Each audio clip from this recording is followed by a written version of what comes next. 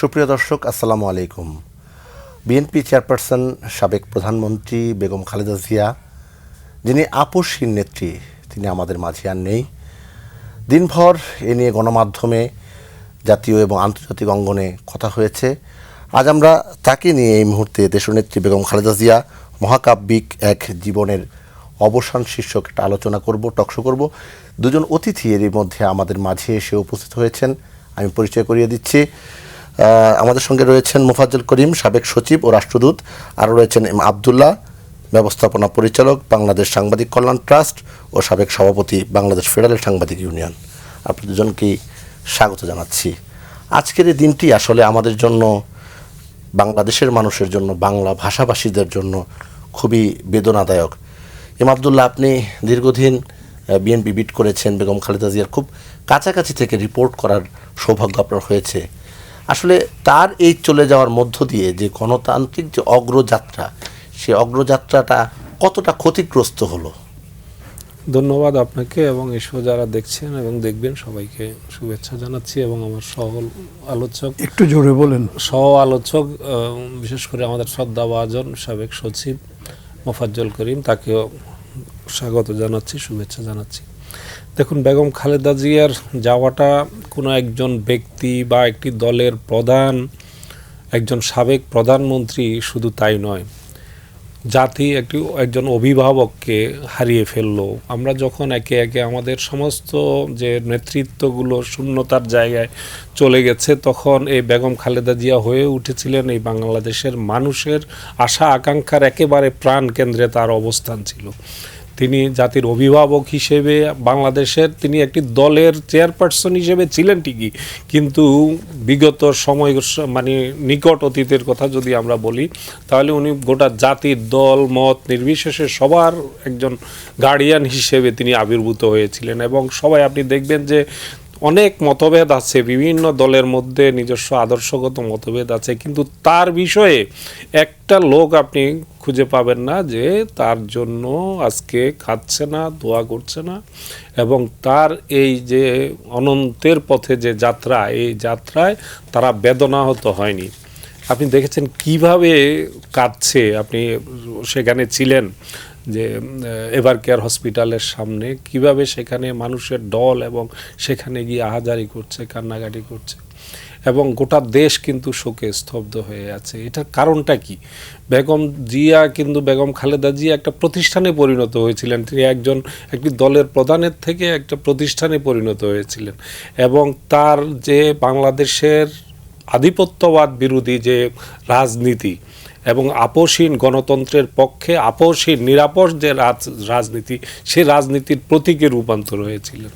যে কারণে তার এই যে আজকে আমরা তাকে হারালাম, এর মধ্য দিয়ে মূলত গোটা দেশটাই একটা অভিভাবকহীন হয়ে গেল। সরকারের পক্ষ থেকে আপনি প্রতিক্রিয়া দেখেছেন, যে সরকার প্রধান যিনি, তিনিও এই কথাটাই উল্লেখ করেছেন।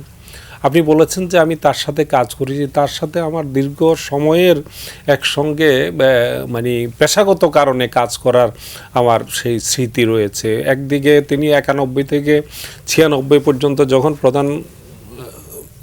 প্রধানমন্ত্রী ছিলেন, প্রথমবারের মতো বাংলাদেশের নারী প্রধানমন্ত্রী হিসেবে দায়িত্ব গ্রহণ করেছিলেন। একদম শুরুর দিকে না, আমি মাঝামাঝি সময় থেকে 1993 সাল থেকে পরবর্তী সময়টাতে তার সঙ্গে আমার এই সংবাদ কভার সূত্রে তার সাথে আমার দেখার এবং একসঙ্গে চলার সুযোগ হয়েছে।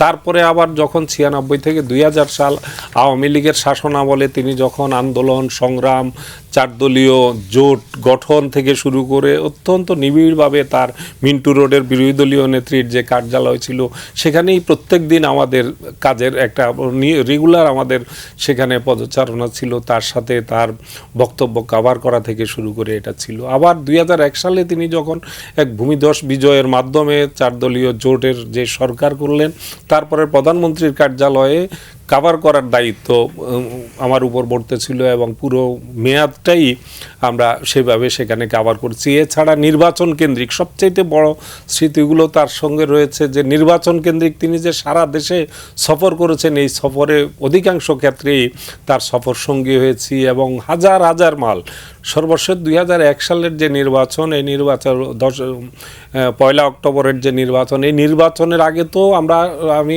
তার সাথে সফর শেষে হিসাব করে দেখেছি প্রায় 10,000 কিলোমিটারের বেশি, 10,000 কিলোমিটারেরও বেশি আমরা তার সঙ্গে সফর সঙ্গী হিসেবে সারা দেশে নির্বাচনী যে প্রচার অভিযান সেটার সঙ্গে ছিলাম। তো তাকে দেখেছি কি অদম্য তার শক্তি, কি মানে আমরা ক্লান্ত হয়ে যেতাম, শ্রান্ত হয়ে যেতাম। আমরা একটা সময় মনে হয় যেন আমাদের শরীর আর চলছিল না, কিন্তু তাকে দেখলাম রাতের 12টা, 1টা, 2টা পর্যন্ত তিনি ছুটে চলেছেন এবং জনসভা করছেন বিভিন্ন জায়গায়। হাজার হাজার মানুষ ভেঙে পড়ছে, রাত দিন তার এই যে প্রচারাভিযান, এটার সাথে আমরা দেখেছি। তো তিনি সবচেয়ে বড় যেই জায়গাটা বেগম খালেদা জিয়ার, তার মধ্যে যে আভিজাত্য, তার যে ব্যক্তিত্ব, এটা আমাকে ব্যক্তিগতভাবে খুবই মুগ্ধ করেছে। কখনো তার মধ্যে দেখি নাই কোনো রকম যে অহংকারের জায়গাটা, এবং বিশেষতভাবে তিনি দেশের প্রশ্নে, গণতন্ত্রের প্রশ্নে নানান ঝড় ঝাপটা তার উপর নিপীড়ন, গত 15 বছরের আলোচনা যদি আমি পরেও আসি, তার আগে যেটা দেখেছি, কখনো তাকে দেখি নাই কোনোভাবে সেটার সাথে আপোষ করতে, এবং নানান ধরনের দুর্নীতির সাথে তিনি জিরো টলারেন্সে ছিলেন। 2বার তিনি প্রধানমন্ত্রী ছিলেন, এই 2বারই তার বহু ঘটনা আছে যেগুলো এখানে বলে শেষ করা যাবে না, যে যেখানে দুর্নীতির সামান্যতম তিনি মানে আশঙ্কা তৈরি হয়েছে, তিনি সেখানে কত কঠোরভাবে সেটা নিয়ন্ত্রণ করার চেষ্টা করেছেন। হ্যাঁ, 2-1টা ঘটনা বলতেও পারবো, আমি শুনবো আপনার কাছে। আমরা মোফাজ্জল করিমের কাছে একটু জানতে চাই, এই যে মাঠের সাংবাদিক এক সময়কার, এখন ব্যবস্থাপনা পরিচালক হিসেবে আছেন সাংবাদিক কল্যাণ ট্রাস্টের এম আব্দুল্লাহ, তো উনি বলছিলেন যে এই যে আপোষহীনতার যে ব্যাপারটা, একজন গৃহবধূ আপোষহীনতা এবং দেশনেত্রী হয়ে ওঠার যে জার্নিটা, এই বিষয়ে আপনার কাছে জানতে চাই। ধন্যবাদ। আজকে সমগ্র জাতি শোকাবহ চিত্তে তার সারা জীবনের সান্নিধ্যের কথা, তার কর্তব্যনিষ্ঠা, তার জনসেবা, দেশ পরিচালনা, এগুলো বিষয়ে আলোচনা হচ্ছে। তো আমার ব্যক্তিগত অভিজ্ঞতা থেকে এটা বলতে পারি যে আমার সৌভাগ্য হয়েছিল শহীদ রাষ্ট্রপতি জিয়াউর রহমান সাহেবের সময়ে আমি ঢাকা জেলায় দায়িত্বপ্রাপ্ত ছিলাম, ঢাকা জেলায় জেলা প্রশাসক ছিলাম। তো ঢাকার জেলা প্রশাসকের কিছু অতিরিক্ত দায়িত্ব বর্তায়, যেমন রাষ্ট্রনায়ক বা রাষ্ট্রপরিচালক, রাষ্ট্রপতি যিনি থাকুন না কেন, তার যে কোনো রকমের প্রশাসন, মাঠ প্রশাসন সম্বন্ধে কোনো সাহায্য সহযোগিতা বা কোনো রকমের দিক নির্দেশনা ইত্যাদির জন্যে ঢাকা ডিসির ডাক পড়ত। সেই সুবাদে শহীদ রাষ্ট্রপতি জিয়াউর রহমান সাহেবের সঙ্গে মোটামুটি একটা হয়েছিল, যোগাযোগ ছিল।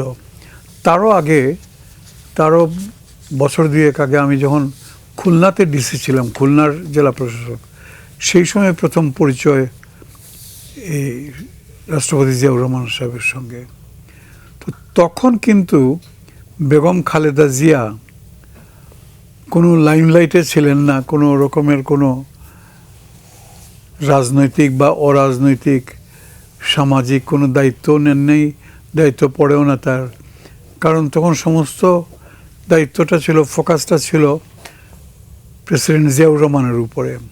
আর প্রেসিডেন্ট জিয়াউর রহমান তার দায়িত্ব পালন করেছেন দেশের সব মানুষকে একত্র করে। তার বৈশিষ্ট্যটা ছিল এটা, যে তিনি যে সমস্ত কর্মসূচি গ্রহণ করেছিলেন তার ফোকাসের মধ্যে ছিল সাধারণ মানুষ, বিশেষ করে গ্রামের সাধারণ মানুষ।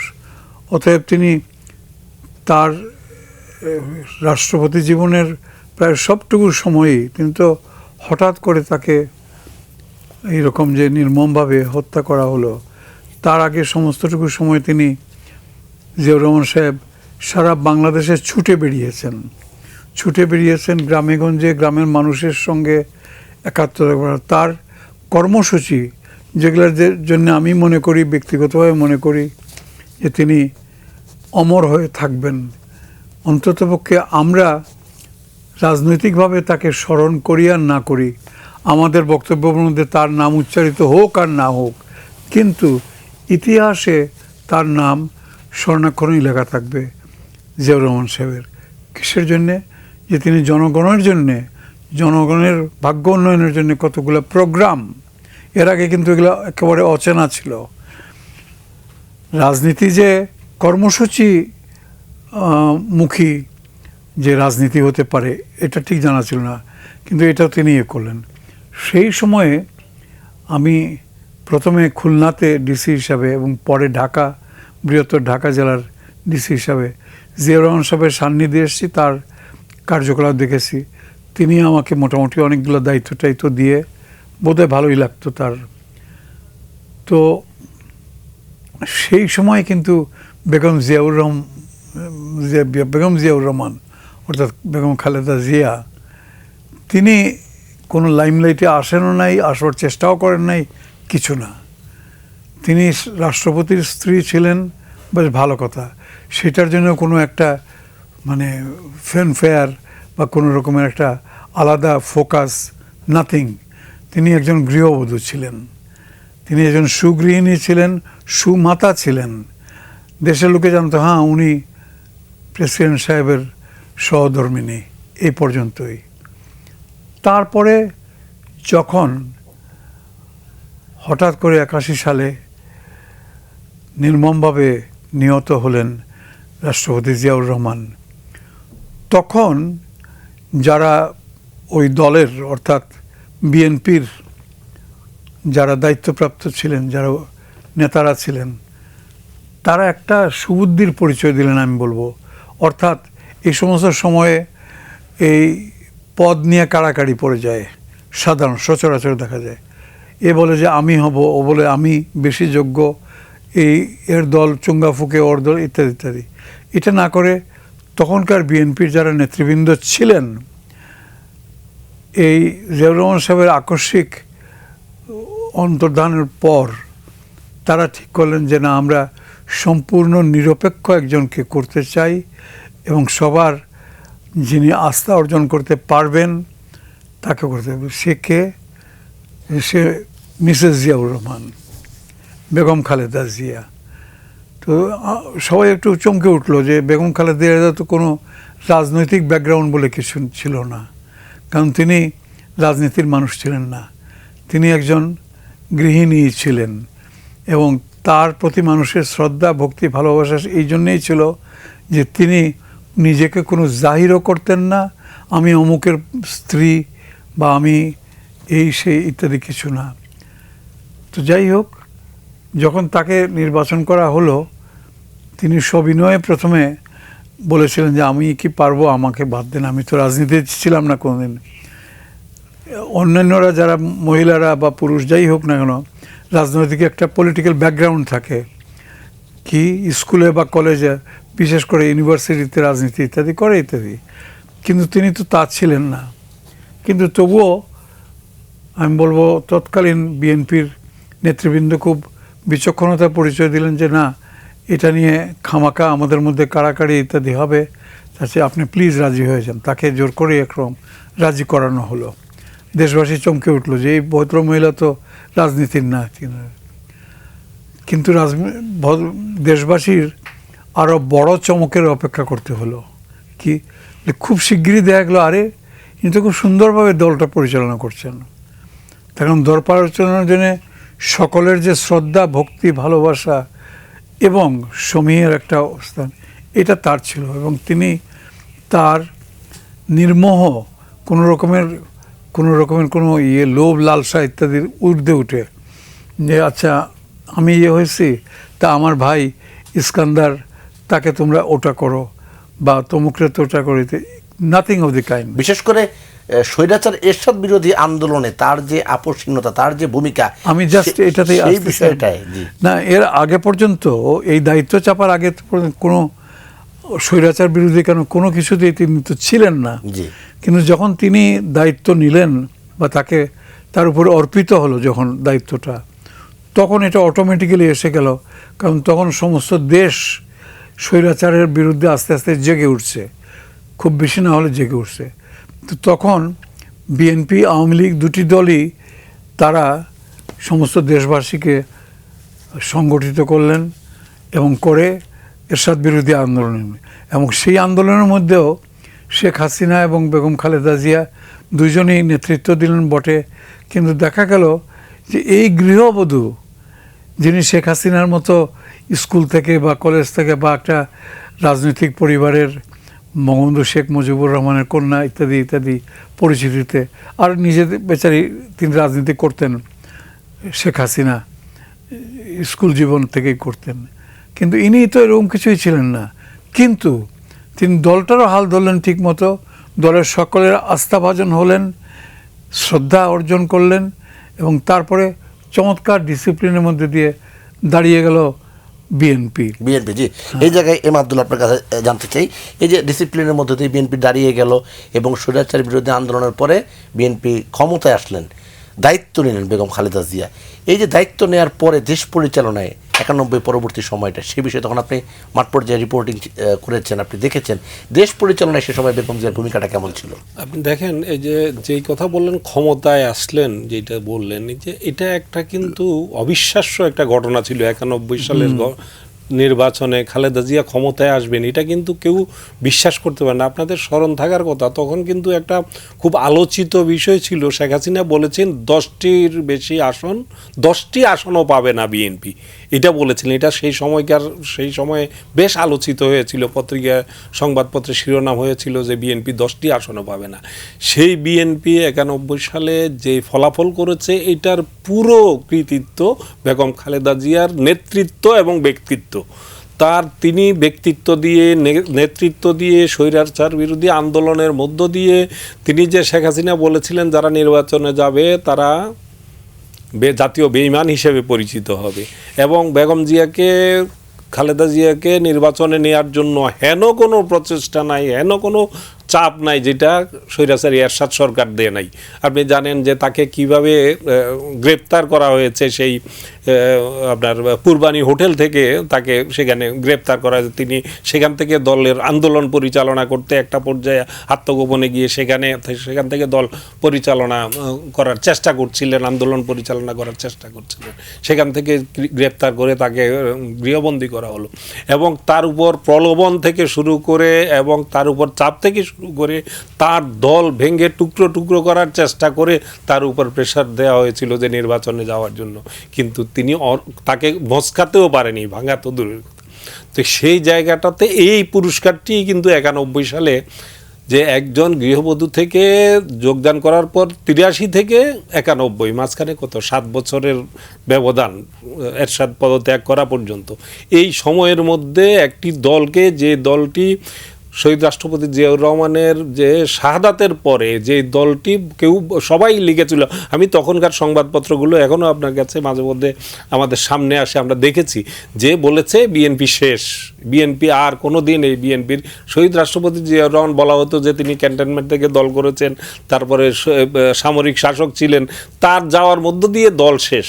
এই যখন পাবলিক পারসেপশন তৈরি করার চেষ্টা হয়েছে, সেই দলকে তিনি বাংলাদেশের সবচেয়ে জনপ্রিয় দল হিসেবে নিয়ে আসলেন এবং ক্ষমতায় নিয়ে গেলেন। এই যে সাফল্যটা বেগম জিয়ার, সেখান থেকে সাফল্য ধরা দিল, এবং তিনি যখন রাষ্ট্র পরিচালনা করতে আসছেন, আপনি দেখবেন যে প্রথমে পার্লামেন্টে গিয়েই তিনি বাংলাদেশকে উপহার দিলেন সংসদীয় গণতন্ত্র, যেটা তার জন্য, যদি তিনি ব্যক্তিগতভাবে ক্ষমতার বিবেচনায় যদি চিন্তা করতেন, তিনি কিন্তু এই সংসদীয় গণতন্ত্র দেওয়ার কথা না। তিনি যদি সেদিন প্রেসিডেন্সিয়াল পদ্ধতি ছিল, তিনি যদি প্রেসিডেন্ট হয়ে যেতেন, তাহলে পরবর্তী ইতিহাস কিন্তু অন্যরকম হতো। আমরা পরবর্তী যে এই যে সংসদীয় রাজনীতির যে চর্চাটা বাংলাদেশে শুরু হয়েছে, বেগম খালেদা জিয়া সেদিন না করলেও পারতেন। সেই সংসদের শুরুতেই সেই পার্লামেন্টে গিয়ে তিনি বাংলাদেশকে সংসদীয় গণতন্ত্র উপহার দিলেন। তারপরের ইতিহাস আপনারা জানেন যে 91-96 সালে এসে সামান্য মাগুরার একটি আসনে অনিয়ম, যেটার সাথে সরকারের সেভাবে সংশ্লিষ্টতারও প্রমাণ সেভাবে হয় নাই, বিচারপতির, আমি তখন সংসদে নির্বাচন কমিশনেরও ভিট করি, যেটা শুধু একটা গুজবের উপর নির্ভর করে সেই আসনটাকে ইস্যু করে সেখানে তত্ত্বাবধায়ক সরকারের সেই ইস্যুটাকে সামনে এনে সমগ্র দেশে জ্বালাও পোড়ার মাধ্যমে একটা পরিস্থিতি তৈরি করা হলো। একটা পর্যায়ে বেগম খালেদা জিয়া সেটা মানুষের কথা, গণতন্ত্রের কথা বিবেচনা করে তিনি সেটা মেনে নিলেন। সেটা আইনগত রূপ দেওয়ার জন্য তিনি 15ই ফেব্রুয়ারির যে নির্বাচনের কথা বলা হয়, তিনি তো সেটা জেনে শুনে বুঝে সেটা কোনো একতরফাভাবে ক্ষমতা কুক্ষিগত করার জন্য সে নির্বাচন করেন নাই। সেই নির্বাচনটি তিনি করেছিলেন যে মানুষের চাওয়া, যেহেতু বেশিরভাগ দল সেটা সমর্থন করছে, আন্দোলন করছে, দেশকে জ্বালিয়ে পুড়িয়ে ছারখার করে দিচ্ছে, তিনি সেটা চান নাই এই ছারখার হয়ে যায়। এই জন্য তিনি সেটা মেনে নিলে একটা স্বল্পমেয়াদী একটা সংসদ গঠন করে সেখানে সাংবিধানিক রূপ দিয়ে, সেখানেও তিনি ইচ্ছা করলে এই বলতে পারতেন যে তত্ত্বাবধায়ক সরকার করে দিলাম, সাংবিধানিক রূপ দিয়ে দিলাম, এটা আগামী মেয়াদ থেকে, আগামী নির্বাচন থেকে 5 বছর পর কার্যকর হবে, সেই অবস্থানেও তিনি যেতে পারতেন তখনকার পরিস্থিতিতে। কিন্তু সেটা না গিয়ে তিনি সেই বিলটি পাশ করেই তিনি কিন্তু ক্ষমতা ছেড়ে দিলেন। এই যে উদাহরণগুলো তিনি বিভিন্ন সময়ে যে উদাহরণগুলো সৃষ্টি করেন, এবং 91 থেকে 96 তার সবথেকে যুগান্তকারী অনেক পদক্ষেপের মধ্যে একটি ছিল নারী শিক্ষার বিষয়টা। তার যদি আজকে যে আমাদের দেখবেন যে একটি ফলাফল, যখন পাবলিক পরীক্ষার একটা ফলাফল বের হয়, ছেলেদেরকেও মেয়েরা ছাড়িয়ে গেছে, এরকম নিউজ আমরাই করি, আপনারাই করেন। কিন্তু এটা কিন্তু তার অবদান। তিনি যে প্রাইমারি শিক্ষাকে তিনি যে ফ্রি করেছেন, এবং এই যে উচ্চ মাধ্যমিক পর্যন্ত সে শিক্ষা ব্যবস্থা করেছেন, এই ফ্রি শিক্ষার ব্যবস্থা করেছেন, এই জায়গাগুলো তার হাত দিয়ে হয়েছে। এবং তার সেই সময়ে যতগুলো যুগান্তকারী পদক্ষেপ আছে, তার ফলেই কিন্তু ধীরে ধীরে বাংলাদেশকে, আপনি যদি দেখেন যে শহীদ রাষ্ট্রপতি জিয়াউর রহমানের হাত ধরে বাংলাদেশের জনশক্তি রপ্তানির কাজটি শুরু হয়েছিল, কিন্তু এই বেগম খালেদা জিয়া সেটার প্রসার ঘটিয়ে পরবর্তীকালে সে আপনার রপ্তানি খাত, গার্মেন্টসের খাতের যে বিকাশ, গণমাধ্যমের কথা যদি বলি আমি সংবাদকর্মী হিসেবে, তার সময়ে কিন্তু গণমাধ্যমে বিকাশিত বিকাশ হয়েছে। মোফাজ্জল করিম, এই যে যুগান্তকারী পদক্ষেপের কথা বলা হচ্ছিল, এমন অনেক বিষয়ের ভিত কিন্তু রচনা করে গেছেন বিএনপি চেয়ারপারসন বেগম খালেদা জিয়া। যতদিন বাংলাদেশ থাকবে তার এই অবদানগুলো কিন্তু থাকবে, হয়তো পরিসর বাড়বে, কিন্তু শুরু তো সূচনা করে গেছেন বেগম খালেদা জিয়া। এমন কিছু পদক্ষেপের কথা জানতে চাই আপনার কাছে। এই যে একটা কথা তো উনি উল্লেখ করলেন, দেখুন বাংলাদেশে যে নারী জাগরণ বলতে যদি কিছু বোঝায়, এই নারী জাগরণটা কিন্তু সেই সময়ই হয়েছে। এর আগে চিরাচরিতভাবে যেরকম মেয়েরা স্কুলে যায়, কলেজে যায়, শিক্ষকতা করে, নার্সিংয়ের পেশায় যায়, বড় জোর ডাক্তার হয় ইত্যাদি, কিন্তু এই যে মেয়েদের বহুমুখী প্রতিভার বিকাশ, সেটা সাধনের জন্যে নারী শিক্ষার অবদান কিন্তু তার কাছে সবচেয়ে, জাতি এই জন্য ঋণী থাকা উচিত।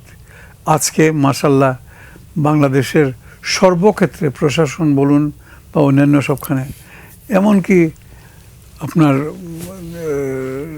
দেশ রক্ষা বা শান্তি শৃঙ্খলা রক্ষা, এগুলোর মধ্যেও নারী, এগুলা কিন্তু ইনার সময় প্রথম, বেগম জিয়ার সময়ে প্রথম মেয়েরা এগিয়ে আসলো। তো তার এই নেতৃত্বটা আমি অন্যদিকে দেখতে চাই। সেটা হচ্ছে এই যে এই মহিলা তো কোনো দিন কোনো রাজনীতির সঙ্গে নিজে জড়িত ছিলেন না। তার স্কুলে বা তার শিক্ষা জীবনে কোনো রকমের এমন কোনো ইয়ে নাই যে তিনি ইয়ে ছিলেন, কি বলে, রাজনীতিতে জড়িত ছিলেন। নো, তিনি তার সঙ্গে রাষ্ট্রপতি জিয়াউর রহমান, শহীদ রাষ্ট্রপতি জিয়াউর রহমান যখন আর্মির জুনিয়র অফিসার, তখন তার সঙ্গে তার বিয়ে হয়েছে।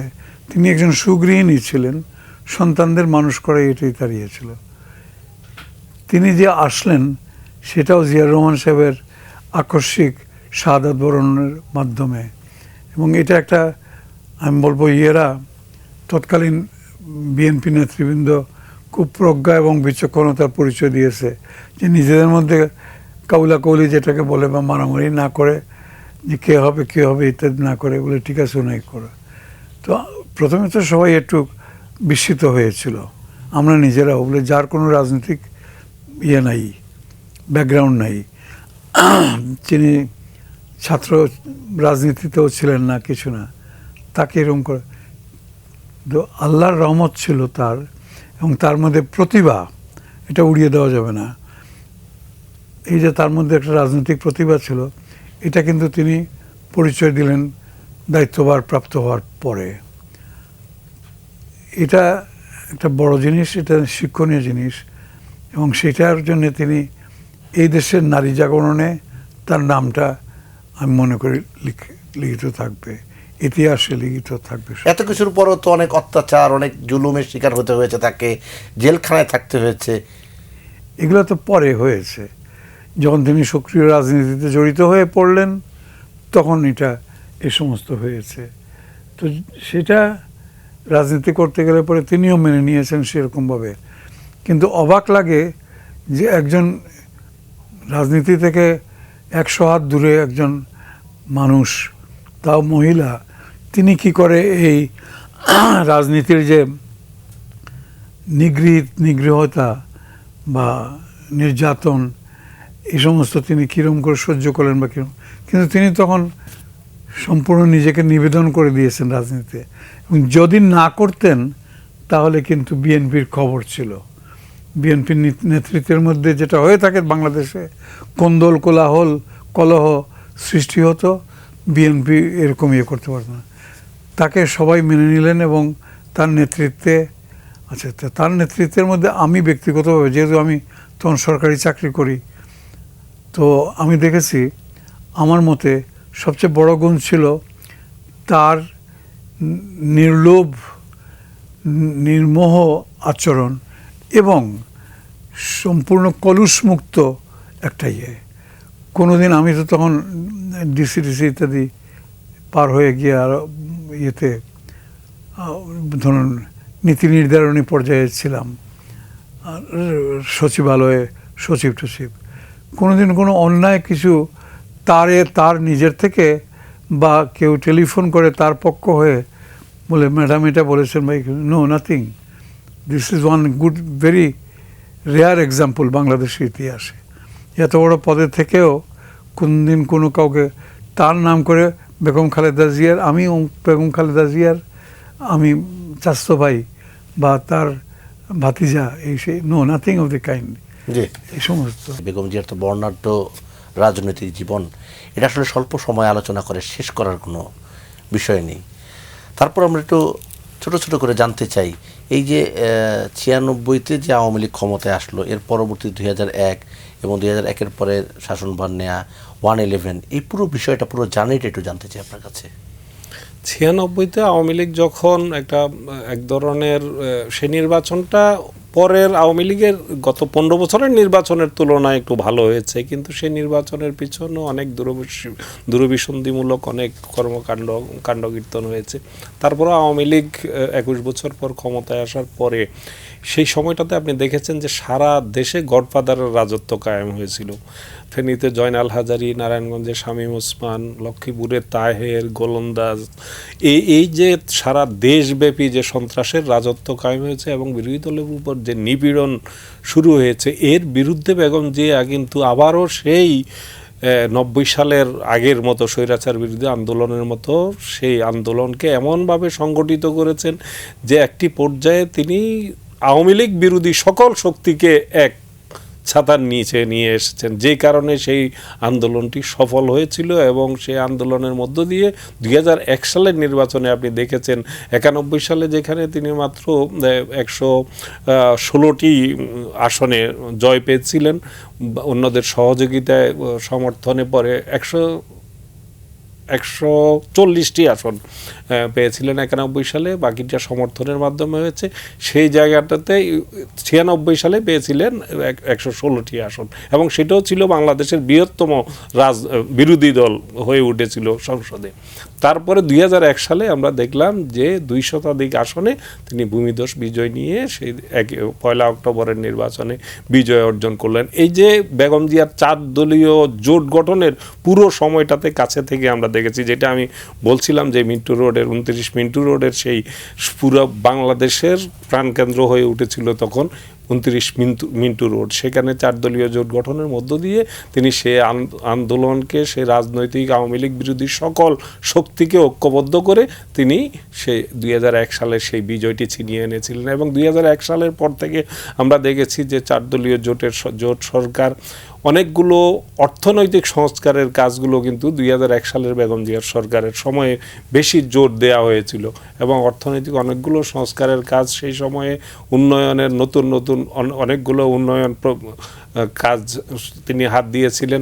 এবং এই সময়টাতে তার বিরুদ্ধে, এই সরকারের বিরুদ্ধে আওয়ামী প্রোপাগান্ডাটা কিন্তু নতুন মাত্রা পেয়েছিল, যে কারণে মানুষকে বিভ্রান্ত করে আবার একটা পরিস্থিতি, যে 11-র পরিস্থিতি সৃষ্টি করা হলো লগি বইটার তাণ্ডবের মধ্য দিয়ে আমরা যে পরিস্থিতিটি, এটা সুদূর প্রসারী একটা নীল নকশার আওতায় বদরুদ্দোজা প্রেসিডেন্ট বি চৌধুরীকে তাকে জড়িয়ে একটা ষড়যন্ত্রের জাল বোনা হয়েছিল, যে কারণে একটা পর্যায়ে তার যে বিদায় এবং পরবর্তীকালে যে এলডিপি অলিদের যে কিছু এমপিকে ভাগিয়ে নিয়ে নানান ষড়যন্ত্রের জাল বোনা হয়েছিল।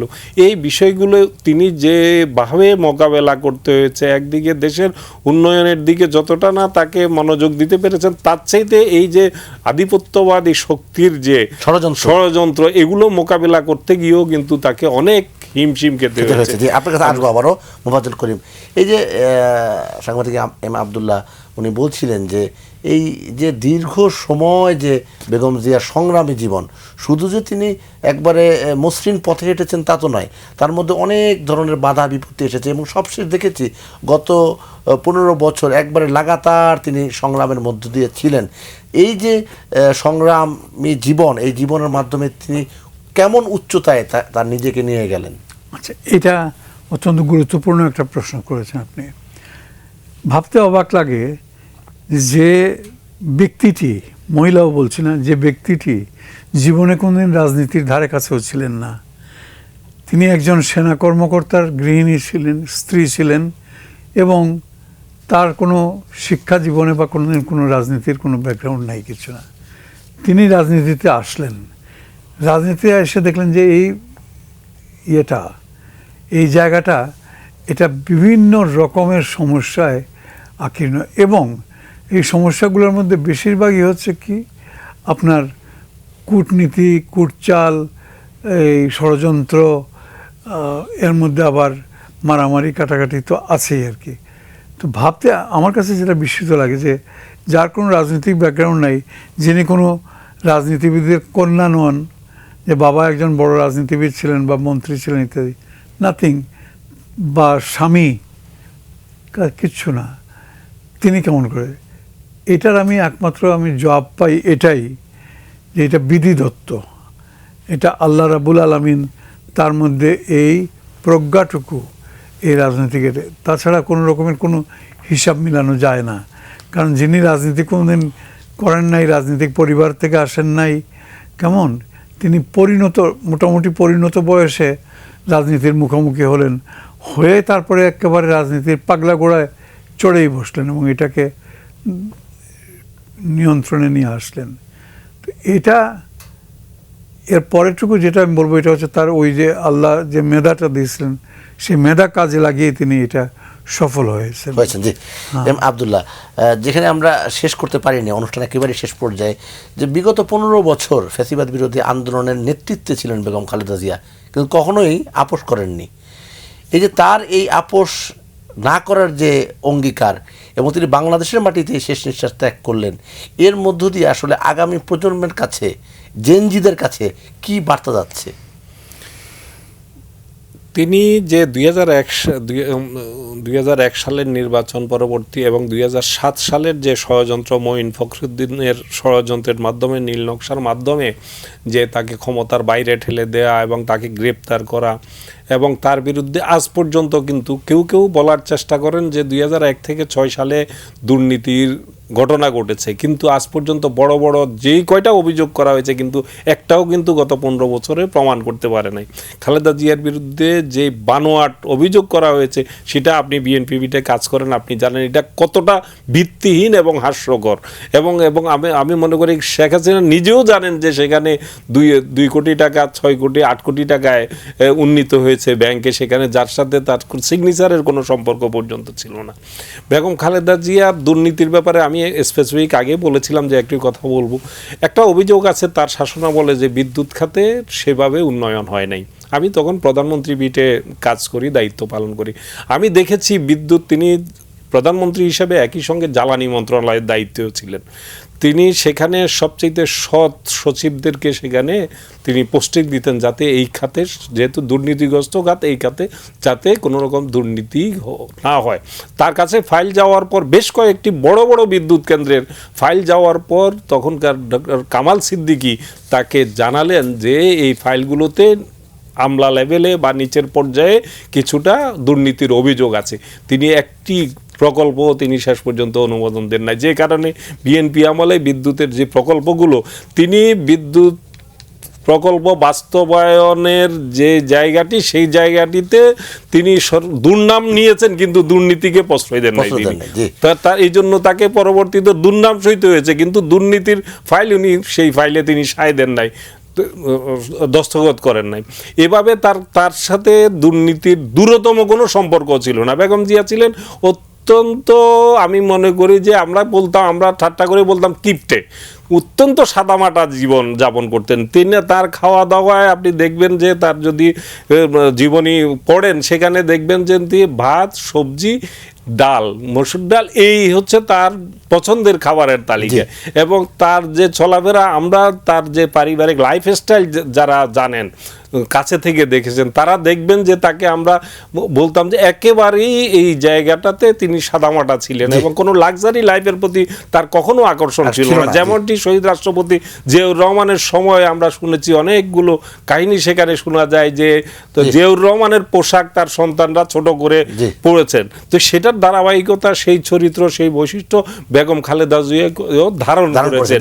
কিন্তু মোফাজ্জল করিমের কাছে এক কথা একটু জানতে চাই, বেগম জিয়া যে আদর্শ রেখে গেলেন, সেই আদর্শ বাস্তবায়নে জাতীয়তাবাদী দলকে কি কি পদক্ষেপ নিতে হবে, এক কথা যদি বলতেন।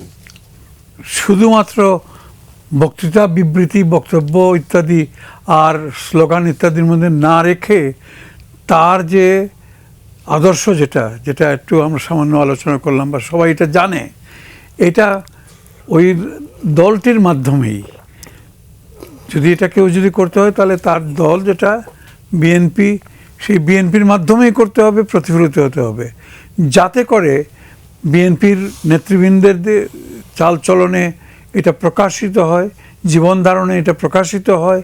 তারা যাতে করে ওই যে কি বলে আপনার লুটপাট আর হরিলুটের রাজনীতি আর ইত্যাদি থেকে দূরে থাকে, সেটা যদি করতে পারে তাহলে পরে সবচাইতে বড় আমার মনে হয় শ্রদ্ধা, সবচাইতে বেশি শ্রদ্ধা, সবচাইতে বেশি তার প্রতি যে আমাদের ভক্তি, ভালোবাসা, এটা প্রকাশিত হবে। এবং সেটা তো সবাই জানে কি উনি অ্যাকচুয়ালি জিয়াউর রহমান সাহেবের আদর্শেই মানুষ ছিলেন একেবারে সম্পূর্ণ। আমি তো জিয়াউর রহমান সাহেবের সময় একেবারে খুব কাছে থেকে তাকে আদর্শ বাস্তবায়ন করা গেলেই আসলে সঠিক। জিয়াউর রহমান সাহেবের সময়ে সব ডিসিদের কাছে সার্কুলার ছিল। আমি তো ঢাকার ডিসি ছিলাম, যখন জয়েন করলাম আমাকে আমার পিএ ধরাই দিল, স্যার এই যে যখন উনি কোথাও যাবেন তখন এই জিনিস খাবেন, এর বাইরে কিছু হলে পরে একটা রীতিমতো রাগারাগি, চাকরি যায়। আমরা এখানে শেষ করতে হচ্ছে। আপনার দুজনকে ধন্যবাদ জানাচ্ছি। সুপ্রিয় দর্শক, আগামীকাল বাদ জোহর মানিক মিয়া এভিনিউয়ে বিএনপি চেয়ারপারসন সাবেক প্রধানমন্ত্রী বেগম খালেদা জিয়ার জানাজা অনুষ্ঠিত হবে। দলের পক্ষ থেকে এবং পরিবারের পক্ষ থেকে সেই জানাজায় অংশগ্রহণের জন্য সবার কাছে আহ্বান জানানো হয়েছে। আমরাও এই অনুষ্ঠানের পক্ষ থেকে সেই আহ্বানই জানাচ্ছি। সবশেষ বেগম জিয়ার আত্মার শান্তি কামনা করে এবং মাগফিরাত কামনা করে আজকের অনুষ্ঠান এখানে শেষ করছি। সবাই ভালো থাকবেন, সুস্থ থাকবেন। আল্লাহ হাফেজ।